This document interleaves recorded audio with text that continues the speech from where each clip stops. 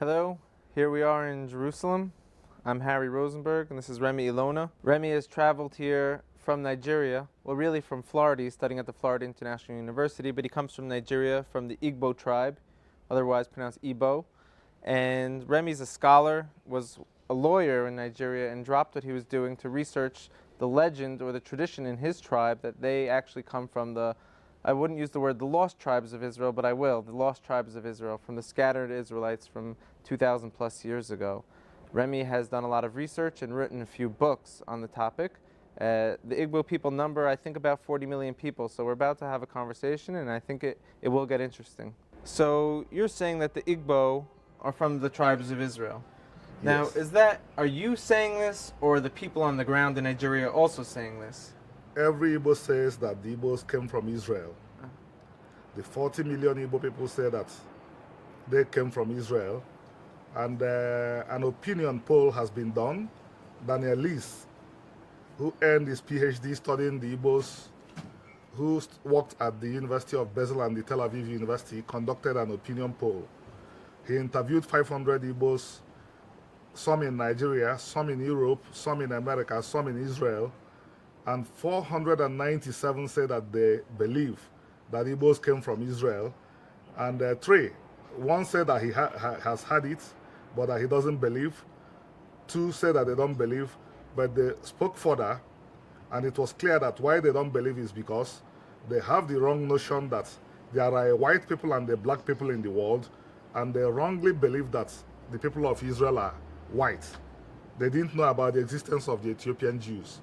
And they also did not take cognizance of the fact that a lot of Igbos could comfortably fall into the category of white people from their complexions. I understand. So time out. This is pretty fascinating. You're saying that there's 40 million people in Nigeria who have an identity that they come from the house of Israel, from the people of Israel. Yeah, who also have oral traditions to back it up, and whose lived experiences are unquestionably Jewish. A simple idea that was planted in your mind that you're from the people of Israel. You have oral tradition, and your entire culture reflects Israelite culture, so to say. Yeah. Maybe you want to give an example or one or two. Let me ask you a question first of all before you do. A simple thing. Do you circumcise on the 8th day? Every Igbo is circumcised on the 8th day and the Igbo people have been circumcising their males on the 8th day since immemorial times. Yeah. Fascinating. And now you have a word for the Torah or for God in your culture? The Igbo word or the Igbo phrase for the Igbo culture is omenana. If you translate it to English, what you have is things, commandments you observe in the land. That's interesting because when you look at the Torah, a lot of it is based on the actual things that we have to do when we're in the land of Israel. Yeah. We made sure we retained that so that because the retention of that helped us to observe the commandments. And now at the time that the Igbo went into exile, I'm trying to put this into perspective of when this happened so we understand what culture they might have retained and what happened in Israel after they left. So this was around the Babylonian exile, the Igbo were? Yes.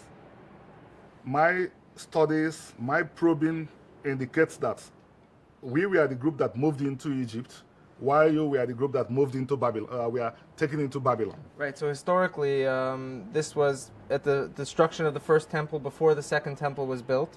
Absolutely. And the Jews, quote unquote, the Judeans, were exiled into Babylon, but not 100% of them went into Babylon. We even know some were left in the land, but a lot of them were exiled south into Africa as well. Yeah, the Torah says that a large part of them trying to evade Babylon, which came to exact retribution for the killing of Gedaliah, moved into Egypt.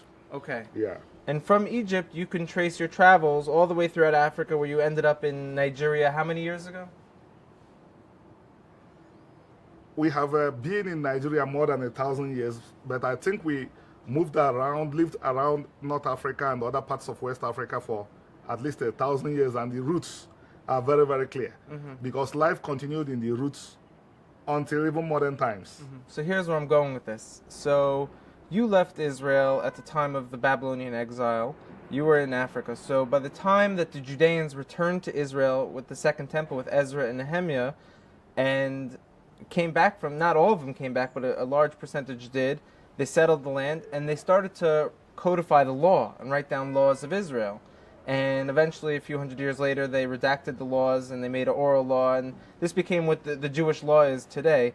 But by the time that was all happening, you were already deep in Africa, lost. Yeah. But interestingly, to show you that those laws belong to all of Israel, we see those laws that the people that went to Babylon codified in Omenana. Yeah.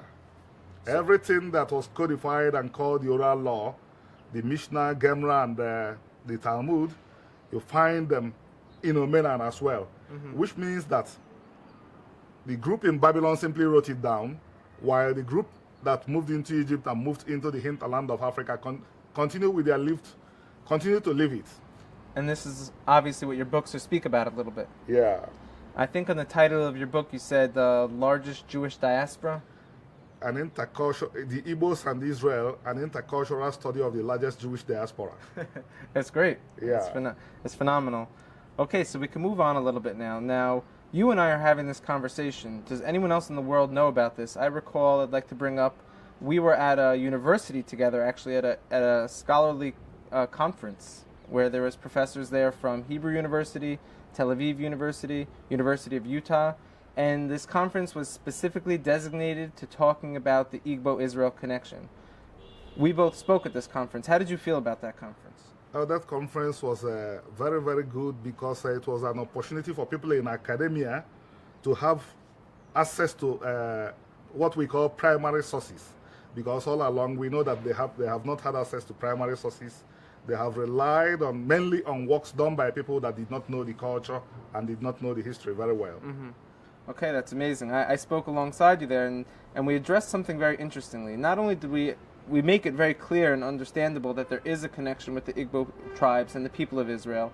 There's a history and it's real, and we're going to move forward doing something together. I also spoke about something which could be a little controversial, which is the Hebrew Israelite phenomenon in America, where you have descendants of the transatlantic slave trade identifying with being of the children of Israel.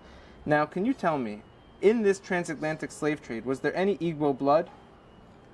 31% of the African American population is believed to be of Igbo ancestry, because Igbo land suffered more from the slave trade than any other part of Africa. And the Igbos were dumped in places that are presently the United States of America, more than in other parts of the Americas. So definitely, a lot of the group identified as African Americans today have Igbo ancestry. The question now is for us to know who and who descended, and a few of them have gone ahead to do their DNA studies. And what we see is that they have Igbo roots. We have T.D. Jakes, we have Forrester Whitaker. That's very fascinating. I mean, we know that Israel isn't, like we mentioned before, pure blood only. It doesn't have to be you are a direct descendant of the house of Israel to be part of the house of Israel, because the Torah is very clear that people can join the house of Israel. But if the 31% of the slave trade you're saying was made up of Igbo, now today, with all the marrying, everyone marrying each other, we could assume there's Igbo blood scattered throughout the whole African-American diaspora. Is that correct? We can assume that because with the intermarriage, they were mixed together. It will be very, very difficult to find an African American that does not have Igbo blood today because the group intermarried. This is mind-blowing. Now, I'd like to go a little deeper. The African American Hebrew Israelite groups, they identify mainly with this movement. Not mainly, but they say they fulfill a lot of the curses in Deuteronomy in the Bible that says when God's going to curse the children of Israel if they don't listen. They identify with being from the house of Israel because of those curses. What we're trying to suggest here maybe is that could be true, very well true. That's not the only reason that they are from the children of Israel. If you follow where they actually came from, there is a clear trace. I say there's no smoke without a fire. Look where the slave ships came from. Look where they came from. There's Hebrew Israelite culture. There's the people of Israel saying that they're right there. And Olaude Equiano, whom I'm sure some of them may have had access to, spoke about this and wrote about this as far back as the 17th century. This guy was captured at the age of 9 as a slave. He made his way to England, educated himself, bought his freedom. Once he saw the Jews, he said, these are the Igbos. He almost said that these are the Igbos. He compared the traditions, compared the culture. even went as far, I'll be a little bit funny here, he said they wore beards like our ancestors wore their beards. Okay, great. Yeah. Yes, they say it's a recent phenomenon that the people of Israel shave, but hundreds of years ago was not the case. Everybody's, in Igbo land, everybody's grandfather had beards. Okay, that's Yeah. great. Okay, I'd like to continue a little farther. Once we're in controversial topics, maybe to dive a little deeper. Now, Israel and the Igbo people, do we have any history, modern history with each other? I remember you were telling me something about there's a Biafra and some political issues where Israel intervened and stepped in. Deep history, quite a deep history. From 66 to 60 to 70, the Igbos were in real trouble. 1966 or something. 1966 to 1970, the Igbos were in real trouble, and the State of Israel and the world Jewish community helped. There was genocide against the Igbos. People were starving to death. At the end of the day, 3 million starved to death. From our records, the world Jewish community, alongside some other good organizations, contributed a lot of food, and the Israeli pilots made sure that the food was flown to the starving Igbos. Okay. And it was, why I said that the history was deep was, prior to that, to the terrible problems, the State of Israel and the Igbos had special relationship. From what we learned, the relationship was deep to the extent that Israel had already started setting up a kibbutz in Igbo land before the problems began. First of all, that's amazing. I'd love to see what happened with that kibbutz, and we should see many more of them. Yeah. Now, so you're talking about at a time where Igbo land was considered Biafra, or was once Biafra and was trying to return to Biafra, right? I'm talking about the period when it became Biafra. Biafra was the name it took up to defend itself against the attacks. So let's say it was originally called Igbo land. It was, yeah, that's the name it would be called. And then you're saying the British came in and they drew some new lines and said, now it's called Nigeria, and we're taking Igbo land and combining it with your neighboring tribes into one nation. Yes. Was that a good move? Did that work out? It created problems, just like it created problems wherever similar things were done in Iraq. How about here in Israel? Same thing. The British came and started drawing lines all over in Afghanistan, where you have the Pashtuns who say they're from the tribes of Israel as well. Rwanda, wherever you brought peoples together when they didn't necessarily want to be together, it was a time bomb. So let's go back to this. This created issues for the Igbo people. They were being ruled over by people who weren't from their tribe, who didn't understand, and it wasn't smooth, right? Yeah, and laws that don't necessarily fit the Igbos are being imposed on Igbos. For example, our land tenure system is exactly the land tenure system in the Torah. The land belongs to God. And Igbo traditionally does not have the right to sell the land. Yeah, if he wants to if he lacks money and wants to alienate land, he calls a family member to loan him some money. But since we are put into a system that is traditionally not ours, what happens now is that every land belongs to the governor. So he can take a land that traditionally belonged to God and do away with it. Okay, that's interesting. And now this was at a time where you guys wanted to go back to being independent, with the Igbo people being autonomous, ruling over themselves, which is very justifiable. And you created something called Biafra, which separated you from Nigeria. And then all of a sudden, 3 million people were killed? How did that happen? Pogroms led to the pogroms. Mass killing of Igbos led to the Igbos making the effort to leave Nigeria. They felt that the only way they would be safe was to leave Nigeria. Yeah, but Nigeria fought against the Igbos and forced the Igbos back into Nigeria. That's what happened. Okay, so this was something like some sort of mini Holocaust, so to say. That's what the two chief rabbis of Israel in 1968 called it. They say that Auschwitz is taking place in Biafra. Okay, so Israel recognized it, and eventually they sent in Air Force to break the blockade. To help the starving. And help, okay. Now, we have a beautiful past. Now, what's the future going to look like between the Igbo-Israel relationship? Let me ask you a question. Israel is not the largest place in the world. We do say in the future it will stretch out to inhabit the exiles that return, but you have 40 million Igbo tribal individuals. Are they interested in all picking up, leaving Nigeria and coming to Israel? Or is there going to be a future where there's going to be a coexistence between the two of us, where they remain in Nigeria? I think that an air corridor an air corridor will exist whereby both peoples, the Jews and the Igbos, will freely move and interact as the brothers and sisters that they are. Yeah, because the Igbos have territory in Nigeria that is not in contest by anybody. All that is needed, all that I believe is necessary is for that territory to become a territory run according to Torah again. Then it's just like Israel. Of course. And now we were speaking even more specifically. We're working on a project together on the I Tribe, a social network designed to map out the lost house of Israel. And what we've begun to do, I think we already have 30-something villages or communities mapped out. We have a digital social network where people who are from the tribes of Israel can register their community. Now, if I go to that map today, it shows a shape of Biafra, of all these communities that are registering, logging themselves in. Now, you were mentioning there's something specific that they would require from Israel as far as our intellectual property and technologies go. That was electricity, correct? Yeah, we need electricity there so that the place will become what it was in the 60s. Scholars that wrote about the Igbos in the 60s said that their territory resembled a large workshop. Okay. With electricity, everybody will start to work again.